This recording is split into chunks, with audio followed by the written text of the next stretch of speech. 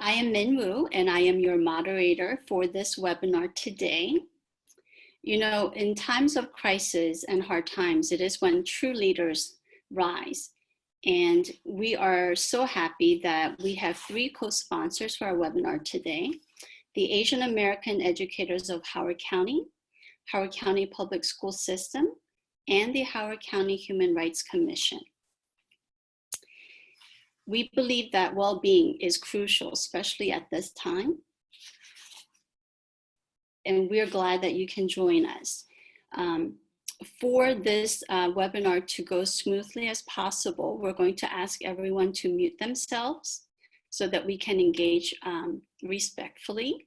We're going to ask that you utilize a chat box if you're joining us with video, and we will get to questions after the presentations. We will be recording the session, so if your video is on, that is your consent for the recording to happen. We will have a specific time for questions from 2 to 2:30, so hopefully you can stay with us after all the presentations. And with that, I would like to introduce to you our fearless leader, Dr. Michael Martirano. Good afternoon, everyone. My name is Dr. Michael Martirano, and I'm the Superintendent of Schools for the Howard County Public School System. Before I begin, I want to welcome everybody to this wonderful event that took a lot of organization as we are all self-isolating and doing the coordination of our school system virtually. I want to continue to commend Min Wu, who you already heard from, James Lamont, Cami Wagner, Consuela Robinson, Rosia Kosi, and Kim Eggborn, who have been instrumental in making this happen today, and I'm very proud of their efforts. So first of all, I would just like to say that I'm very pleased that we are focusing on the well-being of our Asian student community this afternoon. I'm extremely pleased that we are doing this. We are all living in very uncertain times, and it has become even more important to us to lift up our families and continued in the development of our emotional, mental, and physical health and well-being, to acknowledging that these are stressful times. COVID-19, as many of you know, has brought out the best of many of us as we find new ways to connect and support one another. However, unfortunately, it has also brought increased levels of anxiety and some reports of misunderstanding and misinformation that someone's culture or background could have been associated with the virus. Our school system, as you know, many of you know me, is committed to providing a nurturing and compassionate learning environment. So I will not tolerate any kind of bullying, harassment, or spread of misinformation related to the coronavirus or any other issue. Once again, I will continue to take a stance and do everything that I can to eradicate this kind of behavior from our community. Most recently, I signed off on a statement in solidarity entitled Standing in Solidarity, signed off by members of our Asian American Educators of Howard County community, the Howard County Public School System, obviously, and the Howard County Human Rights Commission, that again takes a firm stance that we must always lead with kindness, care, love, and compassion, and do everything that we can to eradicate bullying, particularly in these times when specific groups have been targeted and singled out. So today, we look forward to hearing from the wonderful speakers, from you, so together we can shed light on how we can move forward as a greater community to better respect and care for one another. I want to thank you once again for joining me, and remember that our children are always watching us, they're listening to us, and we have to practice great respect for everyone during these times. We have to support our young people, support our educators, and support our families during this unprecedented time that has created great challenges. But in all these challenges, there are many great things happening to support our families, to support our young people, and to support our entire community through this. And one day soon, I hope to see many of you in person, and I miss all of you, and I look forward to that day when we once again can join together. So thank you for joining us for this very important conversation to promote well-being and to continue to build a safe learning environment for all of our students. Thank you very much for the opportunity. Thank you. Thank you, Dr. Martirano. Hopefully, if you're joining us on video, you'll be able to see our agenda for today. And at this time, we are going to shift to Razia Kosi, who is going to speak about mental health and well-being. Thank you, Min, and warm greetings to everyone joining this webinar. I'm truly honored to be a part of this session and share the context in talking about mental health and well-being, specifically during the context of COVID-19. A general concept of mental health includes three components: how one thinks, how one feels, and how one acts. These three things are not separate, but instead are intertwined. The thinking or cognition can include confusion, problems remembering, inability to focus, and changes in processing what we see or hear. Emotions include understanding and identifying the feelings one has and why those feelings are coming up. Expression of emotions is often steeped in cultural perceptions of what is right and wrong. In some cultures, expressing sadness is frowned upon and may even be discouraged. The feelings of sadness do not go away, but rather affect the behaviors of the person. For instance, sadness can cause increased sleeping, crying, or avoiding people. Sadness and other feelings can also be expressed through art, music, or other creative means to cope with the emotions. We'll talk a little about well-being. So if you look on the graphic to the right, you see it has several dimensions that affect a person. Mental health is one of 8 dimensions identified in the research. One's well-being is affected by relationships in their family, their friendships, peers, and colleagues. As we know, a high amount of concern is being placed currently on physical health. Daily practices such as going to school, work have come to a halt. Even going to the store now involves critical decisions about risks to our health. Finances and career are now affected as people are unable to work in industries previously doing well before COVID-19. Behavioral health is another term used to describe how behavior impacts physical and mental health. For example, substance abuse and eating disorders are included in behavioral health. Additionally, the continuum of prevention, intervention, treatment, and recovery services are included in this blanket definition. The well-being of the Asian community is additionally impacted as they have been targets of anti-Asian discrimination during this global pandemic. The way one thinks, feels, and acts all affect aspects of one's health. Fears may be amplified, not only for one's health, but also how they are perceived because of their racial or ethnic identity. Racial discrimination has been ongoing for groups who have been marginalized. In the US, the discrimination and bias against African Americans have both historical and current context, and the continued targeting of this group has led to violence and even death. At this time, discrimination and hate is affecting East Asian communities, but members of the South Asian community have expressed increased racial and religious discrimination after 9/11. The racial bias is affecting health disparities in Black communities during COVID-19. New reports show African Americans have less access to testing and higher fatalities as a result of contracting the disease. Psychologist Maslow proposed the needs in which he prioritized basic human needs. In the original version, the physiological, which is air, sleep, hunger, thirst, and warmth, were at the bottom of the foundation of the pyramid, meaning they were most critical for human life. While this is true, these are essential to live. The social needs of belonging and love are critical to determine who is able to access food, shelter, support from the community, especially during this time. Safety and security are both essential basic needs. Safety is the primary reason we are under current shelter-in-place orders.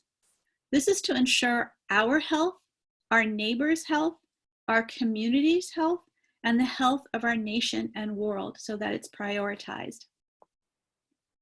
So when we're thinking about children isolating at home who experience love, affection, positive relationships, food security, financial stability, have access to internet and laptops, they have many of these basic needs met. They might be able to do their schoolwork and even take on independent projects. However, we know that not all students have their basic needs met. And even if they did, each person responds differently to trauma. It's important to understand how our brain responds to highly stressful situations. We can even go further and describe the current situation with COVID-19 as a traumatic experience. We are under stay-at-home orders because the environment is unsafe and the highly contagious disease is causing us to make decisions that can be the difference between life and death. All of us, including our children, are responding to a situation that is new, uncharted, and increases the stress hormone cortisol in our bodies. When our brain senses danger, it goes into a more primitive response system, and we're unable to access the thinking part of our brain. We respond in fight, flight, or freeze. I will read the words in the boxes for each of these responses. As I read them, think about your own reactions or behaviors during the shelter in place. Fight, which is aggression, yelling, arguing, defensiveness, impulsiveness, hitting, power struggle. Flight, which is avoidance, fear, anxiety, hiding, not wanting to be around others, daydreaming, making excuses not to join. Freeze, detachment, numb, confused, daydreaming, haven't been listening, blank stare, not seeming to care, or not responding. As adults, we also need to attend to our own responses and to care for ourselves. But as you look at these words and imagine what these are, what are you noticing or what comes to mind about your own children, spouses, friends, or peers' responses? I will conclude by restating the importance of attending to the basic needs in Maslow, which are belonging and love, physiological, safety, and security. The top two on Maslow's hierarchy, achievement and self-actualization, are important, and they will occur throughout a person's life. This is not the time to solely focus on achievement. On the right-hand side of the graphic is one used in education called Bloom's taxonomy.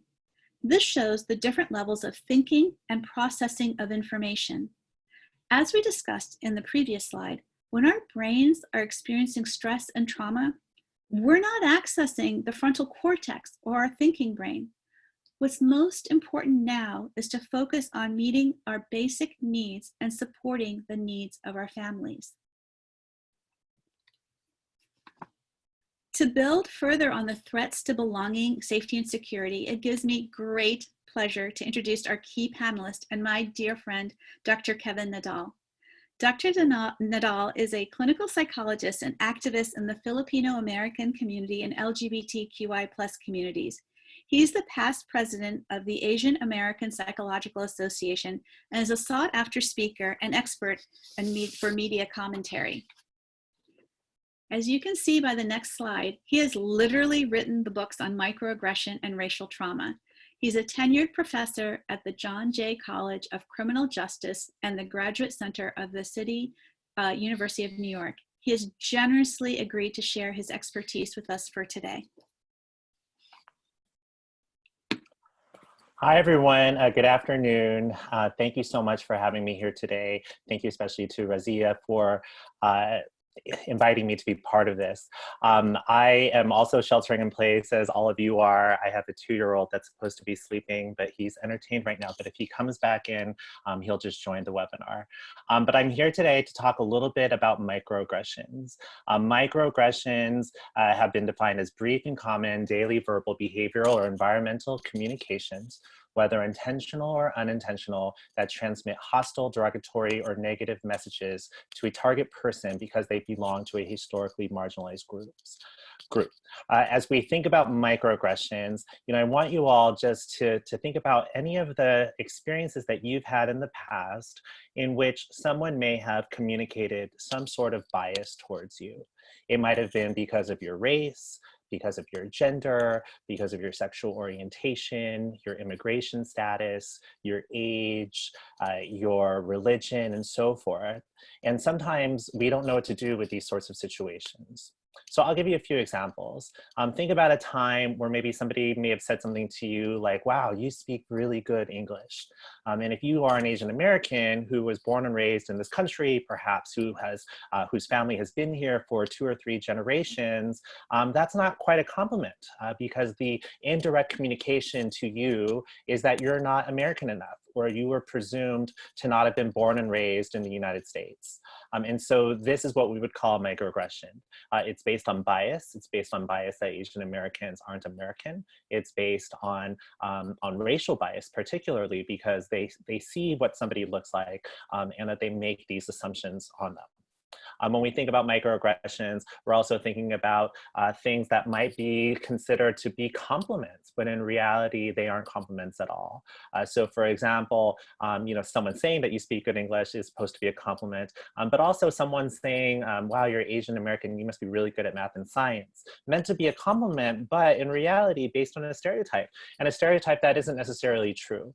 And so when we have Asian Americans that are often struggling with educational attainment, when we have Asian Americans who are struggling with school, especially students, and they hear these alleged compliments, it might have significant impacts on their mental health.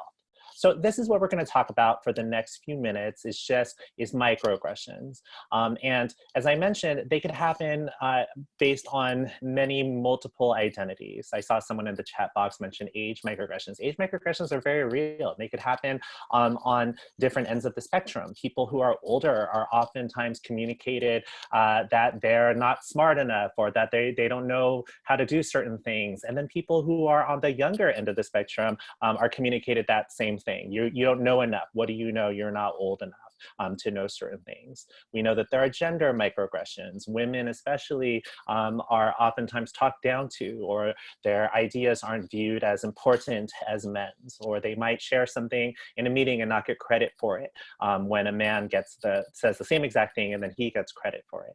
And so these are certain things that we need to be aware of. And so what I'm going to do is talk about the various types of microaggressions that exist. So if we can go to the next slide. Great. So some manifestations of microaggressions. And I'm just going to give you a few examples so you can get a little bit more of a sense of what these types of microaggressions look like. And I'm focusing on just these 4 categories, even though we know that there are multiple types of categories that exist across various identity groups.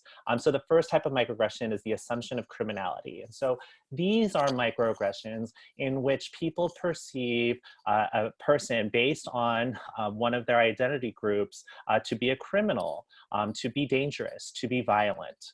So as Razia had mentioned, we've seen this a lot with Black Americans, African American community, that a lot of times people will presume Black people to be dangerous or violent, oftentimes leading to their deaths. We see a lot of police brutality towards African Americans who are innocent, unarmed, not doing anything. We saw very recently videos that have been circulating around the internet of Ahmaud Arbery, who was simply jogging down the street when 2 men killed him. And so we know that this is something that's very real for people who are of African descent. However, oh, there's my son. Baby, okay. Second, with criminality, we also know that this happens to people of different groups. Let's turn this down. Sorry. I'm like that guy on BBC who's giving a report and his kid walks in. It's okay. Um, but assumption of criminality is also can be based on other identities too. So for example, transgender people have been presumed to be sexually deviant. Transgender women particularly are oftentimes viewed as being sex workers. LGBTQ people in general are viewed as being sexually criminal. So for example, a lot of times people presume that gay men are going to be child predators, or that LGBTQ people in general are going to sexually assault people because of their sexual orientation or gender identity. But specific to Asian Americans, you know, this was an older stereotype about Asian Americans in the early 1900s, where Asian Americans are sneaky, and that they're going to, you know, to steal from you or be sneaky, do bad business with you. And then that stereotype sort of died, and then the model minority myth came, and so it sort of died. But we're seeing a resurgence of that. With this COVID-19, there is a criminality of Asian Americans. This notion that Asian Americans are bringing disease to this country, that they're spreading disease, that it's intentional in some way. And so we see that this is very much tied to this overall overarching theme of criminality. As Razia mentioned, the Asian American community is very diverse. And when it comes to Asian American subgroups, we experience this in different ways. So South Asians had been stereotyped along with other Muslim Americans or Arab Americans as being terrorists. And so that's a different type of way that the manifestation of microaggressions may exist. So a second type of microaggression that occurs towards all people is this idea of exoticization. So exoticization is this notion of treating people like tokens, like objects, viewing people as being culturally different than others, and really focusing on that cultural difference, and oftentimes using it as a compliment. So for Asian American people, this might be something like people saying very condescending comments like, wow, this dish is so interesting. It's so different. I've never had anything like it. So really othering the person, making the person feel as if their food in this case is something that isn't normal, so viewed as pathological in some ways. Exoticization oftentimes intersects with sexualization. So a lot of times Asian American women are viewed as sexual objects, and people will say, especially cisgender heterosexual men, will say very sexualized and derogatory comments to Asian American women. So while women in general are sexualized and dehumanized and tokenized, there's what we call an intersectional microaggression that could happen to Asian American women and to other women of color, where they are being discriminated against or enacted bias upon based on the intersection of both their race and their gender. The ascription of intelligence is another type of microaggression, and it essentially involves any sort of interaction in which somebody is prescribed as having some sort of intelligence. Sometimes that intelligence is viewed as being negative or negligent, and sometimes that intelligence is viewed as a stereotype, it being positive. So for example, with a lot of communities of color, particularly Black Americans, Latinx Americans, and even Native Americans, that oftentimes people presume them to not be intelligent. And so people might enact this bias in numerous ways. So in research and just in lots of different media articles and so forth, Black Americans will talk about things like people saying to them, wow, you are so articulate. Has anyone ever talked about, or has anyone ever shared with you how articulate you are? And so that's meant to be a compliment, but perhaps the reality of it is that the message that's being communicated is, I did not expect you to be articulate, and so therefore I am over complimenting you on this. Sometimes when people of color, especially Black Americans, are in college campuses, people will presume that they're athletes and that they're there because of some sort of athletic scholarship, as opposed to thinking that perhaps they made it to college based on their academic aptitude. And so this is something that we see among various communities of color. For women, the ascription of intelligence is also very similar. Oftentimes women are presumed to not be as intelligent as men. So for example, sometimes when a woman shares her opinion, it isn't viewed as being intelligent enough, but when a man shares a very similar thing, his idea gets taken seriously. For Asian Americans, the ascription of intelligence is a little bit different, and this is based on the model minority myth. So when the model minority myth first started to become more popularized in the 1960s, Asian Americans, particularly East Asian Americans and South Asians, were viewed as being this model group that other minorities should be like. And so in some ways, some people view this as being a positive thing. Like, look at all the Asian Americans that have been able to come to this country and have been able to succeed. Well, the thing of the model minority myth is actually not very positive, and in fact has a lot of negative implications. So one is that it's a stereotype. Not all Asian Americans are doing well. Not all Asian Americans are doing well academically. When we look at higher education statistics, we see that there are many Asian American groups that are in fact not doing well. If you look at Southeast Asians, if you look at Filipino Americans, you look at even Pacific Islanders, if we're including them in the AAPI umbrella, that their college attainment rates actually aren't as high as other Asian American groups. And so it's really important to understand that for the model minority myth, it is a myth. It's not something that is clear across for all Asian American groups. Another problem with the model minority myth is that when we try to glorify Asian Americans as being the model, what it does is that it pits us against other communities of color. And so by telling Asian Americans that they're the model, it sends these biased messages that Asian Americans are better than other communities of color, which then many Asian Americans internalize and believe, which leads to a lot of anti-Black, anti-Indigenous, or anti-Latinx bias that occurs between Asian Americans and other groups. And then at the same time, it creates a cultural conflict or a dynamic in which other people of color and Asian Americans oftentimes are in direct opposition to each other. So we saw this with things like the Los Angeles riots, in which Black communities and Korean communities were fighting against each other because in many ways, with the model minority myth and these stereotypes that have been imposed on us, people are taught to fight against each other as opposed to working together to fight against systemic oppression. The last microaggression category that I'll talk about is pathologizing cultural values. And these are microaggressions in which people of various groups are viewed as being different in ways and are oftentimes even punished for it. So I mentioned the idea of food being exoticized, but food could also be pathologized.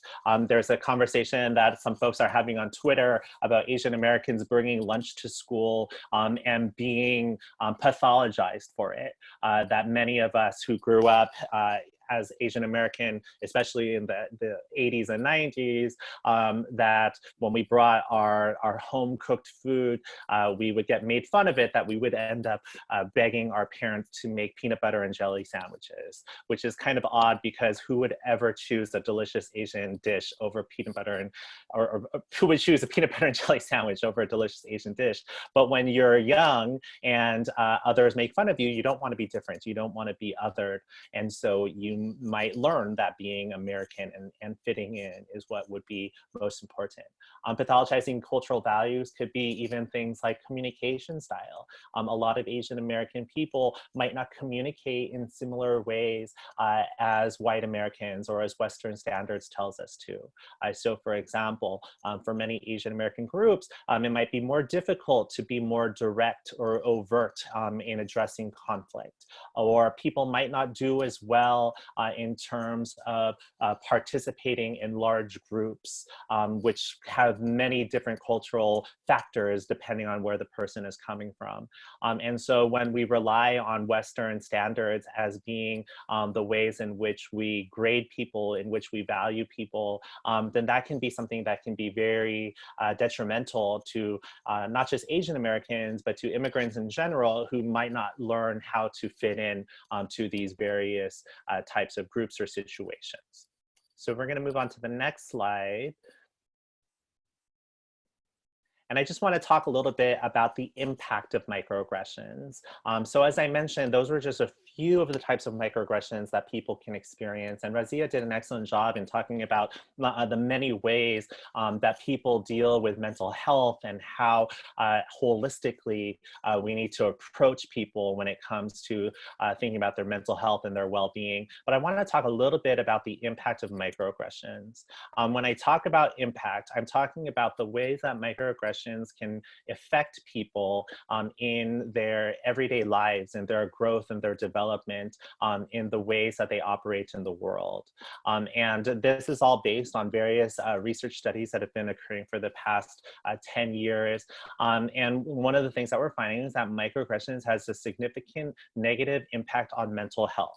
So when people experience a large amount of microaggressions in their life, so not just racial microaggressions, but also gender-based microaggressions, sexual orientation-based microaggressions, and so forth, that it has an impact on their mental health. Research finds that people are more likely to demonstrate symptoms of depression, demonstrate symptoms of anxiety, and even demonstrate symptoms of trauma. When it comes to safety, oftentimes people report feeling unsafe when microaggressions occur, which then also has a negative impact on their mental health.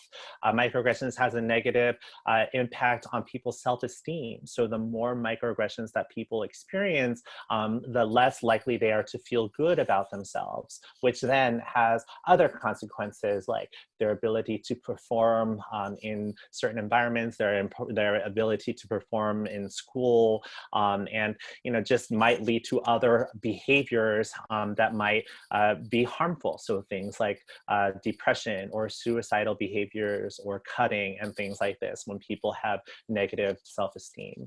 And finally, microaggressions have a negative impact on physical health. So when people carry so much discrimination with them, that it could take a toll on their physical health. We know that communities of color tend to have a higher prevalence of many health disparities, ranging from cardiovascular disease to diabetes to obesity to gout. And many of these things have been linked directly to the amount of discrimination that people experience in their lives. And so when people don't deal with microaggressions in ways that are healthy, so it's not just that they're experiencing the microaggressions, but they're unable to talk about these microaggressions with their loved ones. They're not able to fully heal from these microaggressions when they occur, or the microaggressions just keep coming up over and over and over again, that it causes them to feel so much pain and anguish and sorrow that it will then have a negative impact on their physical health. And so this is why it's also very important to not just talk about microaggression in relations to mental health, but to also talk about its impact on people's physical health and their whole well-being, because it really does have such a negative impact. So I want to just tie this back in, and then I'm going to have to leave in a little bit, but to talk a little bit about what this all means now. So as Razia had mentioned earlier, with COVID-19 has come a lot of anti-Asian bias, particularly anti-East Asian bias to people that may manifest in many different ways. So unfortunately, we have seen an increase in hate crimes in which people are actually physically assaulted because of their race. And we have seen so many horrible instances across the entire country from the family family in Texas that was slashed across their faces, to the young Asian woman in New York that had acid thrown in her face. And so these are not microaggressions. Those are overt acts of hate, overt acts of violence. And again, we're seeing that increase across the entire United States. But even if you did not experience anything like that, that you also might have experienced a more subtle form of racial bias that we might label as microaggressions. So people across many social media platforms and media platforms have talked about things like walking around the store and people making racial slurs or making comments under their breath, or people talking about being stared at by other people in ways that made them feel uncomfortable, like that other people were being vindictive or were threatening to them in some way. And so these are microaggressions, and these are things that can be harmful too. So even if you don't have or even if you don't experience the discrimination in those more overt or violent ways, that experiencing microaggressions are things that you can definitely, that can definitely affect your mental health too, and that we need to address. So what I encourage people to do is to have conversations about microaggressions in your everyday life, to introduce this concept to your kids. Your kids may very well be aware of what microaggressions are, because the concept of microaggression has been advertised and written about in many multiple forms on social media. There have been videos on TikTok on microaggressions, so they might be aware of this, but it would be so important to have conversations with them about the term, so that one, you can understand the types of things that are happening in their lives, but that two, you might be able to assist them and guide them when they experience these types of things. So I am going to end there, and I hope that you all continue to stay safe and healthy. And when I say healthy, I'm always make sure that it's not just to stay symptom-free from COVID-19, but also to stay mentally healthy, that we need to take care of ourselves. Being inside can be really difficult for long hours at a time. Not being able to be in physical contact with people you love can be very mentally challenging. And so for you all to be able to find support in others, and to also find ways that you can cope best with everything that's happening during this pandemic. So thank you very much, Maraming Salamat, and happy Asian Pacific Islander American Heritage Month. Thank you, Nadal, for such a enlightening and clear message. Before you go, we know your time is limited. We had a question if you address before you go. Yep, let's go. Dr. Yen Lee asked, could you address students how to deal with malicious comments directed towards them? Sure. I think when it comes to students, I think one thing that would be very important is to already normalize this idea of having conversations with students about race. It shouldn't be something that students experience and then they, for the first time, talk to their adult in their life, whether it's their parents or their teachers about it, because that might be very hard to do if they don't know that it's a comfortable conversation to have. So to already preemptively have these conversations is something that's very important, so that students know that if something does happen, that they have someone to go to. But the most important thing to do when somebody does experience any sort of microaggression or any sort of racial bias is just to listen to them and to ask them how is it making them feel, to normalize their experience, to tell them that this is something that's been happening, and not just with COVID-19, but racism has existed since the dawn of time. And so to let them know that they're not alone in this experience, to provide them with support, whether it's emotional support or actual resources that I know they're going to be sharing at the end of this webinar, but normalizing this conversation is very important, to already say to them ahead of time as a casual conversation at the dinner table or at the classroom, like, you know, let's talk about race, let's talk about difference, let's talk about gender, sexual orientation. And so if something happens that, you know, becomes emotional or traumatic for them, that they see an ally in you. They see that you're going to be someone who is going to be able to listen to them. Thank you so very much. Please note that his time was limited, so he will not be available during the Q&A session from 2 to 2:30, but you will be able to tweet questions to him at Kevin Nadal, all in no spaces, or visit his website. For those of you who are joining us by phone, his website is www.kevinnadal, KEVINNADAL.com, or you can email them to us at a later time. At the end of the presentation, you will have the contact information for everyone who was in the planning committee for this. Thank you very much. Thank you. And now we're going to switch to what are some resources that we do have. So we will have two speakers speaking about within Howard County Public School System and also within the community. So I'll hand it over to Cami Wagner. Good afternoon, everybody, and thank you so much for joining us. Welcome today. We're really excited about today's event, and thank you again, Dr. Nadal. Like Min said, my name is Cami Wagner, and as coordinator for student support programs, I work closely with our student services staff across the school system. Howard County Public Schools is fortunate to have a variety of resources to support student well-being.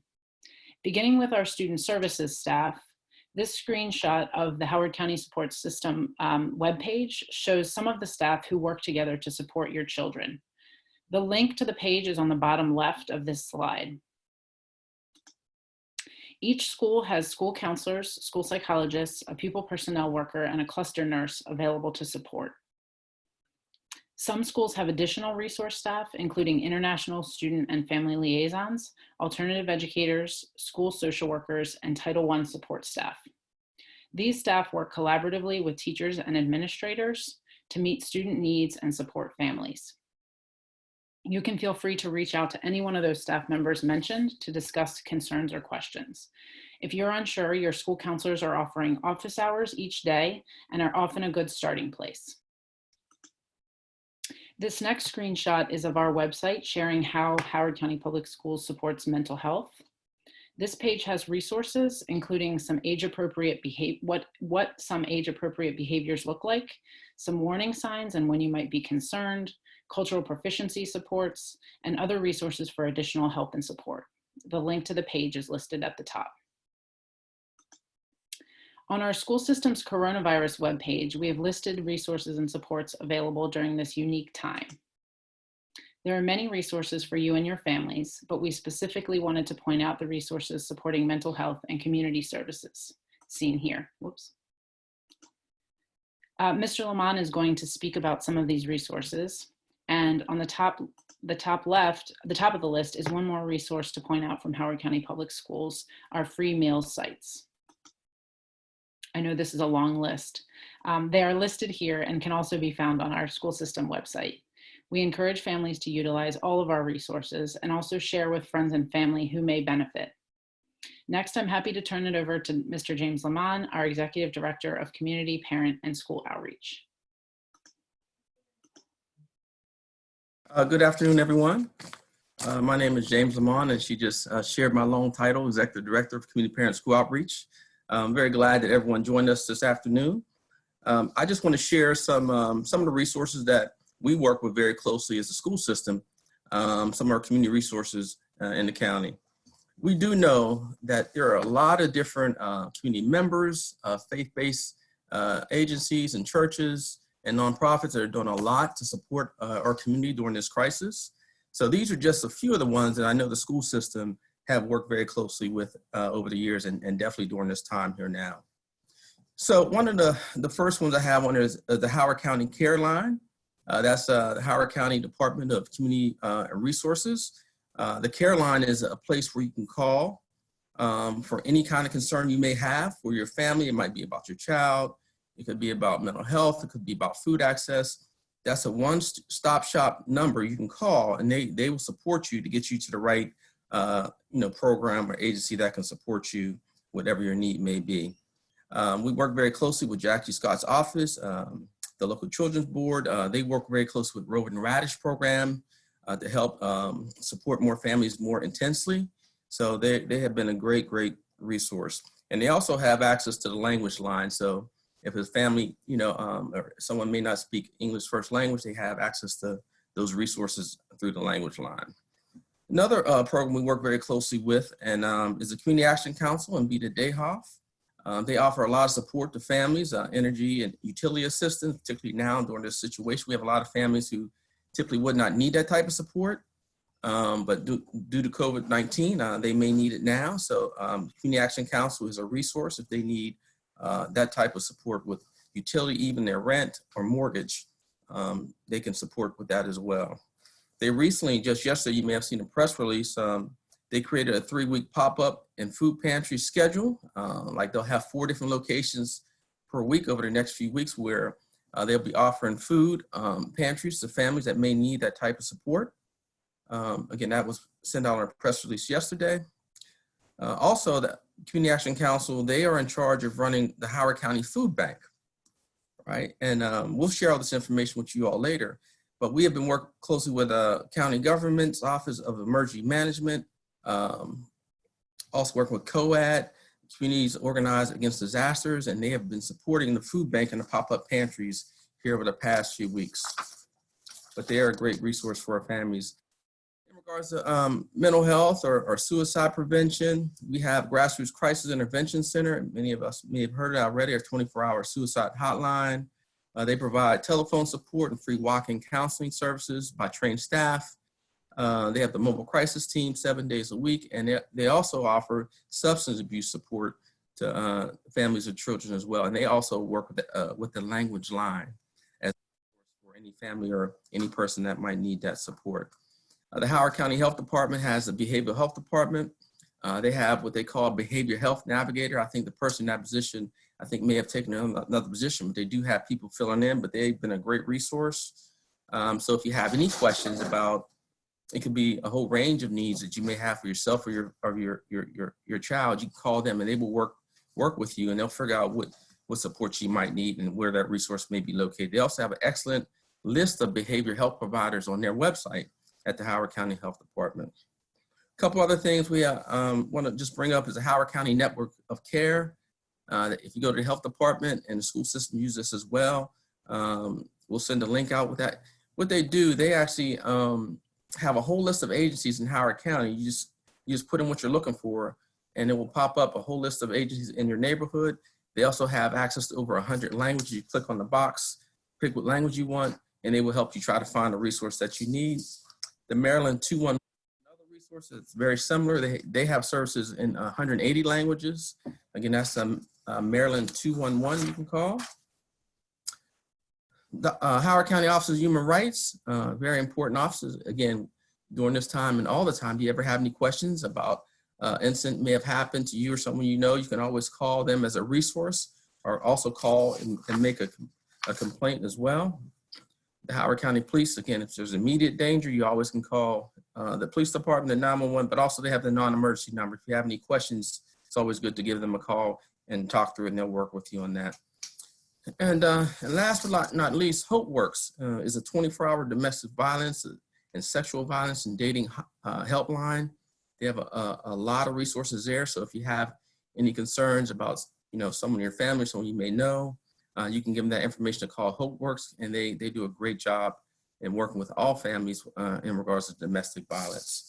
So again, those are just, the last thing, we have an example of the Office of Human Rights. So if you do want to file a complaint, that is the website on Howard County government site where you go to that office, go to that site and just click on there. It's an online complaint form. You can fill it out. We just want to make sure you had a visual what that looks like. Again, those are just some of the services and programs that Howard County school systems work very closely with. Many of those you may know, some you may not. we're going to make that available to you all so you can have it as a resource to share with others in your community as well. So again, thank you all for joining us today, and I will pass along to Ms. Minwoo. Thank you, James. We just wanted to show those of you who are joining us with video, the contact information for all of us. And I think I forgot to mention, but we are recording the session. And after today, those of you who register, we will be sending out a PDF of the PowerPoint and the information provided by Dr. Nadal. In addition, we will be modifying the recording to put it on YouTube. And once it is put on YouTube, my understanding is that YouTube has closed captioning options, which families can click on, and artificial intelligence is used to translate the closed captioning. So we will look into that, but we definitely will be sending out the PDFs today. And when we upload into YouTube, we will reach out to you again. And now we wanted to get to our questions. There have been lots of things in the chat box. One of the first things we wanted to address was there was a question about, do we have curriculum about Asian American studies? So I'm going to hand it over to Kim Egborn, and she can address part of that. So I'm the coordinator for elementary social studies in Howard County. And so what I can tell you about that is we have been in the process of rewriting our curriculum. And as we're rewriting, we're being much more cognizant of including the story of all of the typically underrepresented voices of American history. We're trying to be very cognizant of sharing the true story and the entire story of our country, as opposed to just focusing on the story of the victors and those who have typically written our history. And so that's something that we are trying to embed from day one, from pre-K on, examples of stories of Asian Americans and the contributions that they have made to our society and are continuing to make to our society. The other thing we have is a program called the Unheard Perspective Showcase, where we're encouraging fifth graders to choose a typically underrepresented voice, and they can look for an Asian American innovator or an African American innovator or an innovator of their choice who we typically don't hear from. And they're sharing how that innovator has made an impact in their life. And they're doing that on a countywide stage where they get to come together and showcase their work. So that's another way we're trying to uplift the opportunities for students to study more about Asian Americans. And I know in the secondary level, they're also working hard to make sure that we are in all of our classes, not just creating an elective class that only some students would get, but making sure that even in all the classes that students are required to take as graduation requirements, that those classes include the story of Asian Americans as well. Thank you, Kim. And in addition, Kim spoke about the elementary, but for the secondary, what we can do is take feedback from this webinar back to our curriculum office and the leadership to say that this was one of the things that was mentioned in the feedback from the audience from the webinar. We are now going to open the floor to questions. Consuela, is there something in the chat box that we could address to a specific person at this time?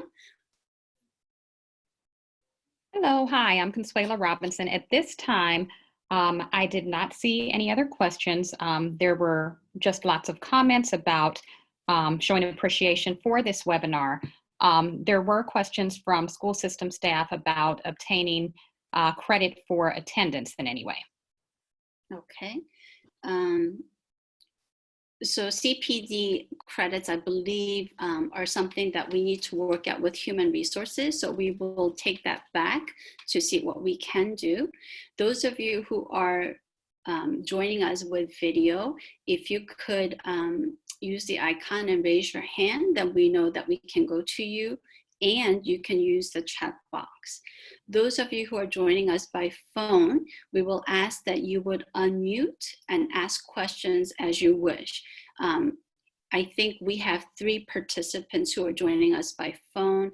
I have one person, area code 301, another person, area code 410, and another person, area code 717.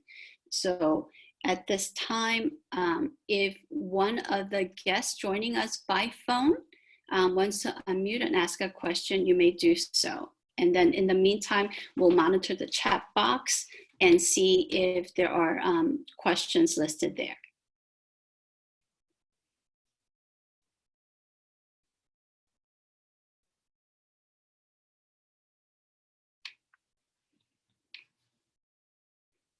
In the education world, we talk about wait time.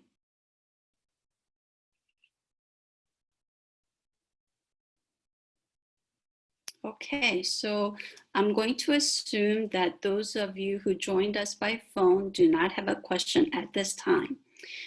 Do we have questions in the chat box?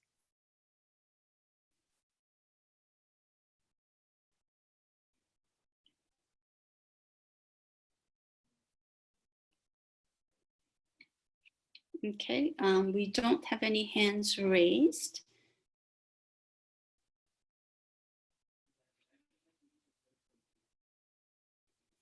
I think there is a question about when do you think revised curriculum will roll out? I believe that question is for Kim Egborn about the unheard perspectives. Kim? So there's 2 parts. We're rewriting the curriculum as we speak, literally. However, as you can imagine with COVID, the curriculum that we're rewriting is looking a little bit different. And our timeline has shifted from what we initially thought. The MSDE, or Maryland State Department of Education, is releasing the new standards for social studies this summer is when they're slated to do that, and we're hoping they'll still stay on track with that. And if that's the case, then the first grade that will be redone officially is grade 3, and we'd be looking at doing that this year, so it would be rolled out the following year in 2021-22, and then each year following we would roll out another curriculum.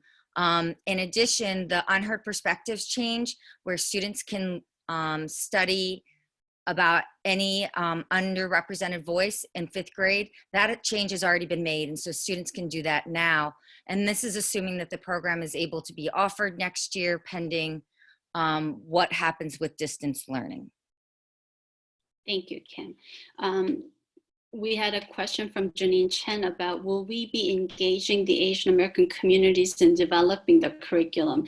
Could you speak a little bit about the advisory committee that you're part of? Absolutely. And so we have a social studies advisory board that's composed of about 24 different members of our community from all different parts, including representatives from our Asian American community. And we run our curriculum by them to make sure that we are being representative of all of our community. And so they get to help look at that. In addition, I'm very cognizant of making sure I have diverse curriculum writers when we are rewriting the curriculum, so that we can be very careful to be sensitive to the views of all of our community members. Thank you. So Kim Egborn's information was on that page once you see the PDF, and you can contact her directly. There is, I'm going to try to monitor the chat box. So there was a question about, what about curriculum in the works for middle or high school? We do not have anyone from the curriculum office with us currently, but as I mentioned, we will definitely take that feedback back to the curriculum office and leadership as well. Just one quick note about that, Min. I know the Board of Education and the curriculum staff is always looking for ways to improve and include other groups that we haven't considered before. We do begin working on courses for the following year very early. So if that's an area of interest or something that you'd be interested in advocating for, it's too late to advocate for next year's curriculum, but it's definitely not too late to start for the following year. So please feel free to contact us or other leaders that you know to share your ideas or concerns. Thank you, Cami. If I Okay. could just add also that, sorry, this is Kim Agborn again. Just that it's great if you want to know more about the electives that we offer, including an Asian American Studies course, that all of that information is actually on our website, the hcpss.org. Yes. And there were a couple questions about how are we reaching out to community members who are either non-English speaking or limited English speaking. So we have done our best to keep up with the information that is coming out and translating that in our top 3 languages, which are Chinese, Korean, and Spanish. They are all on the website. However, please be patient with us as new things are being translated and new information is shared from the state and the county, that those translations are in different pockets on our website, but when you search, you can find them. If you're looking for a specific document, feel free to email me and I can direct you to that source.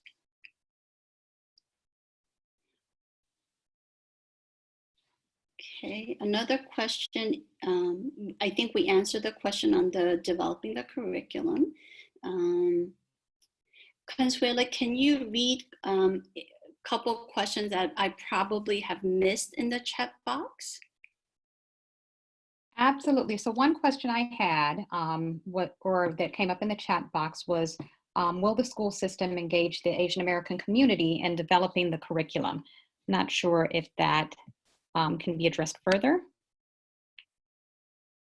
I think Kim Agborn spoke about the advisory committee, and we will take all these questions about curriculum back to the curriculum office and the leadership.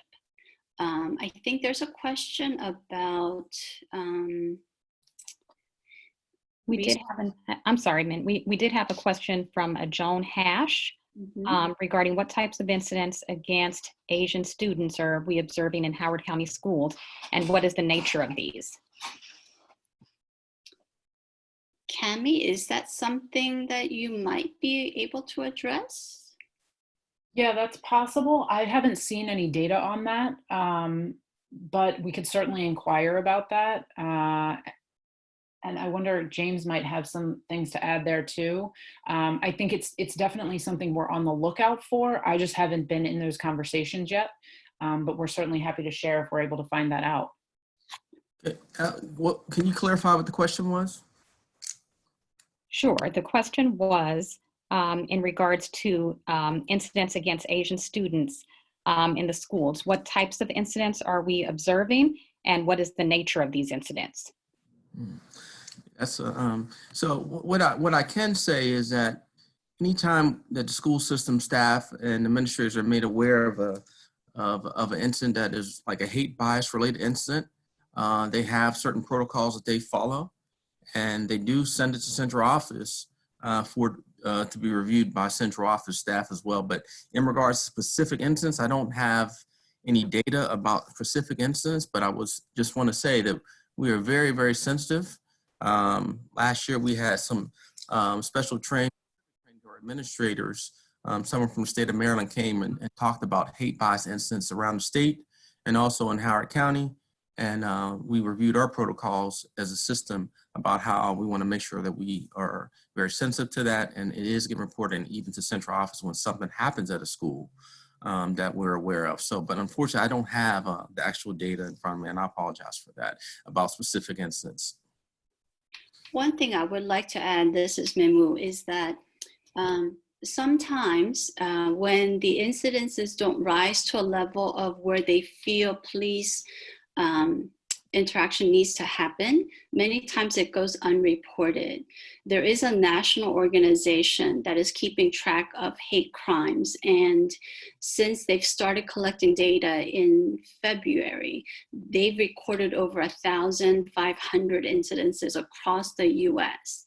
And there was an article in the Baltimore Sun yesterday, and they interviewed several individuals in our local area who have faced comments being made at them on social media and etc. So we know these microaggressions that Dr. Nadal spoke about is happening, but many of them may not have risen to a level where people felt imminent physical danger, and that's why it's not being reported. But I believe one of the participants of our webinar today is a police officer from the Howard County Police Department, and we have been in touch with him several weeks ago, and as of several weeks ago, he also said there were no incidences reported. But we feel that having this seminar today will bring to light the situations where if you felt uncomfortable, if you felt unsafe, we wanted to share with you what those things are, how it can affect you, and then also share with you what to do about them. Consuela, what I see there's been lots of things put in the chat box. What are some things we could address? Yes, so our next question is from Jane Jung Potter. The question is, as we move forward, how do we support our Asian community and work with other organizations to build in compassion, empathy, and understanding across all minorities? That's the first part of the question. The second part of the question is, will there be more offerings to address well-being across all groups? Okay, so the first part, I'm going to see if Razia Kosi could speak to that with her DEI liaisons at each school. Sure. So I don't know if I introduced myself specifically, but I'm in the facilitator in the Office of Diversity, Equity, and Inclusion for Howard County Public School System. So some of the things that we've done in some high schools and middle schools are empathy days. So ways for students to help engage with each other, break down possible stereotypes, get to know each other human to human. And we do that in a combination with adults and students. Now, there's prep work that goes into that. There's a level of readiness to help facilitate these in a way that brings together belonging and empathy and larger context as well. So while we would love to have every single school be able to do these types of things, we don't have the capacity yet to do that. What we do have in every school is a diversity, equity, and inclusion liaison that works with our office and also help training some of these teachers and educators to help facilitate these kind of spaces. So that's something that can take place in the schools. And we're also, as a part of the Asian American educators of Howard County, we're actually developing something that we're bringing together the young people, and even virtually right now coming together specifically who are from the Asian community, talking about highlighting some things about the community and also some of the experiences they're facing. And so I think we can continue to build on these because it's important. I think the question was also asked about bringing together, I think, some solidarity and belonging for groups who may feel on the margins, but also just who are part of things. And it's really important to help bridge that. And I think the foundation of that, as Jane had mentioned, is building empathy, really building a sense of belonging, but also care and compassion. But it's also really important to understand historical context and why systems have been created to keep people on the margins or unable to access things. And the question about how do we find out who the DEI is at each school? That's a great question. Right now, I'm not sure that it's on their school website, but we can see if that can be on their website. If you want to email me, and I can certainly let you know the list. The list we have right now is for 2019, 2020. So year to year, it may change as people want to take on those roles. So I can tell you who it is now. So if people want to email me, I can let you know who the DEI, it's called the DEAL, DEI liaison is at the school. Okay, Consuela, we go to some other questions that are in the chat box. Sure, there are a few. The next question was in regards to filing a report with the Office of Human Rights.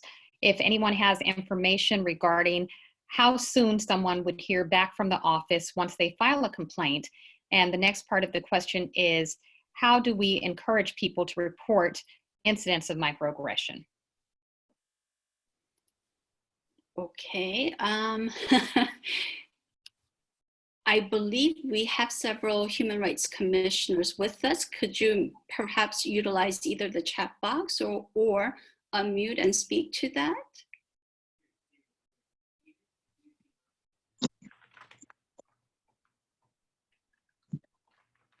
Good afternoon. Can you hear me?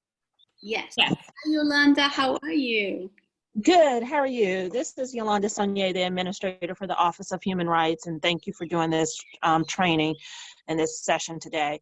Just to answer that question quickly, when someone, right now our office, you can still contact our office to file a complaint, or you can go on the link that someone sent in the chat box, and then the intake investigator will give the person who is filing the complaint a call, or you can call and speak to him right away during the hours of 8 and 5 p.m. Monday through Friday. So his name is David Ruiz, and he will be able to assist you right away. Wonderful.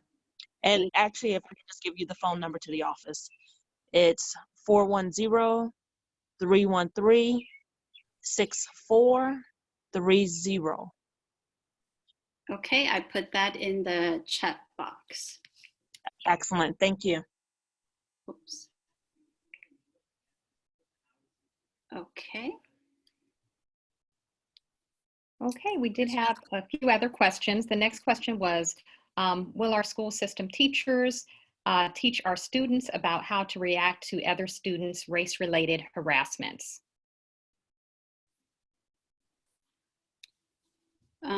Razia, would you like to take that question on? Yeah, what was it? Will they teach them about how to address it, or how will they? So we have policies in place like discrimination, sexual harassment, and overall discrimination, bullying, all these types of things. So those kind of reporting measures are definitely shared with all students at the beginning of the school year. I think microaggressions is something that I think is important to teach about, because these are things where sometimes we minimize it. Well, they said they were joking. Did it really mean something? And so, but you start to feel things, and it starts to affect you. And so it affects how you may respond, right? And how you are in that space. So I think that's another way that we can help, like just naming it is really important. Like this is not something to just sweep under the rug. This actually affects people and how they're seen, how they're othered, or how they belong. And so I think and again, this is almost like the adults are catching up to the students, because the young people actually know what microaggression, like many of them understand it. There's a lot that's been talked about it, especially in spaces that students use, that young people use. And so I think that we can continue to further it, and also amp up teachers being able to name it too. Not in a destructive way, but like, you know, how that may be perceived can be a microaggression. It's a micro-invalidation. It's something that makes people, and also there's another way to be how we can validate, how we can support. So these are other pieces. And so we can continue to explore this and help our young people understand this, but also educate ourselves first too. Yes. It's important for me. Can I follow up to Razia? This is James Lamont again from Howard County Schools. I want to just also lift up, you know, as a former principal myself and administrator, you know, Dr. Gilbert's office and Razia's office, they've done training with our administrators on microaggressions. I mean, it's important that our administrators are aware of what microaggressions are, and they're able to take that back to their schools, to their staff. And like Razia said, I mean, we have to keep educating ourselves as well. So that training, those trainings that happened over the past year or so have been very helpful from a leadership perspective, because again, our principals are the ones that are in charge of our building, and they need to be aware of this as well. Thank you both. Okay, Consuela, we'll go to the next question. Okay, thank you, Razia and James, because your responses just addressed the next question, which was whether there were any efforts to educate staff within HCPSS on how to avoid inflicting microaggressions on others. So your response was very timely. I think we answered that question, unless you wanted to elaborate further.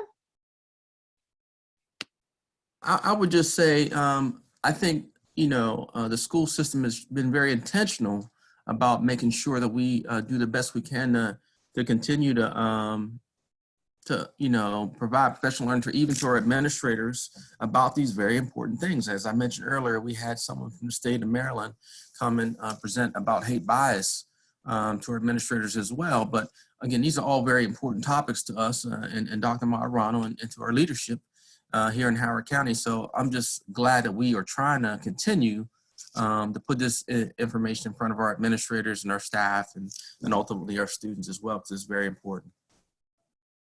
Thank you. Consuela, do we have another question? The next question was from Bianca Chang, and it was just about the community's readiness to welcome all students back to school when that time comes. Yes, we hope that time is sooner than later.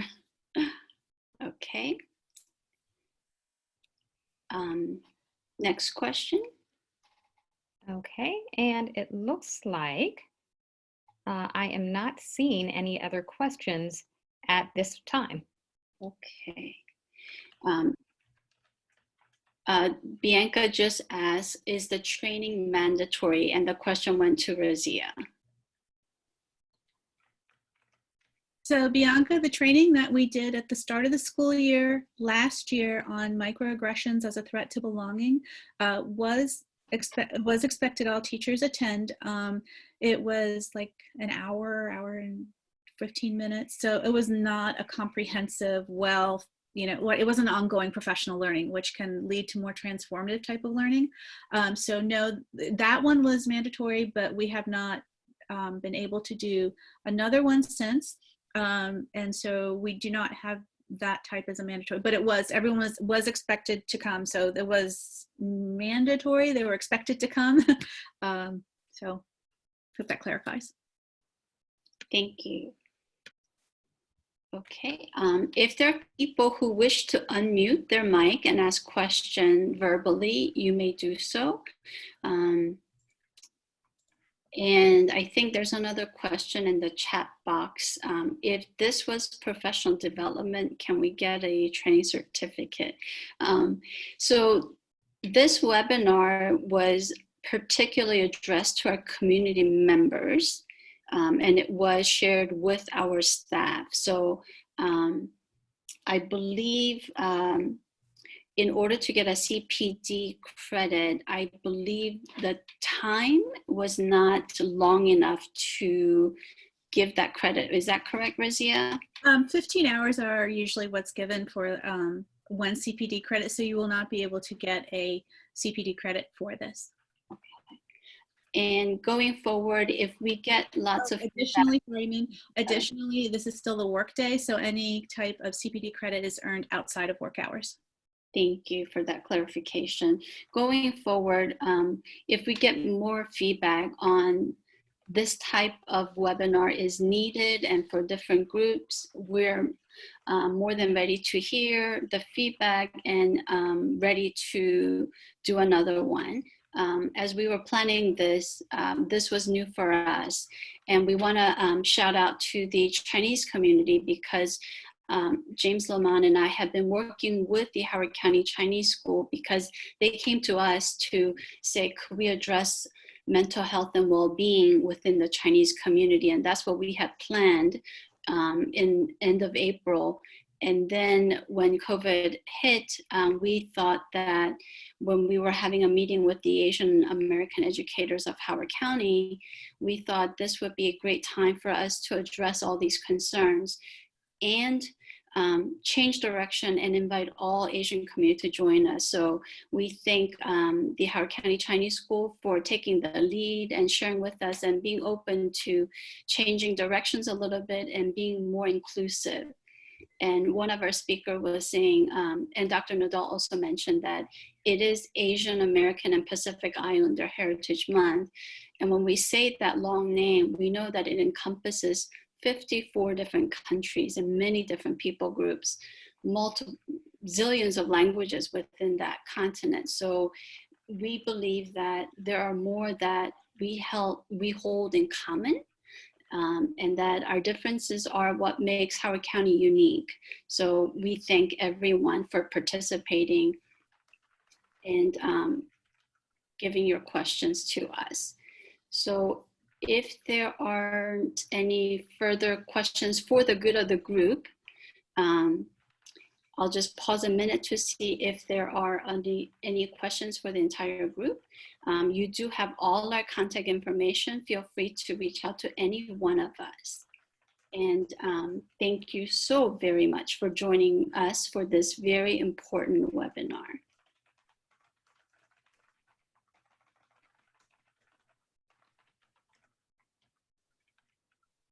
Okay, thank you so very much. Everyone be safe, shelter in place. Thank you.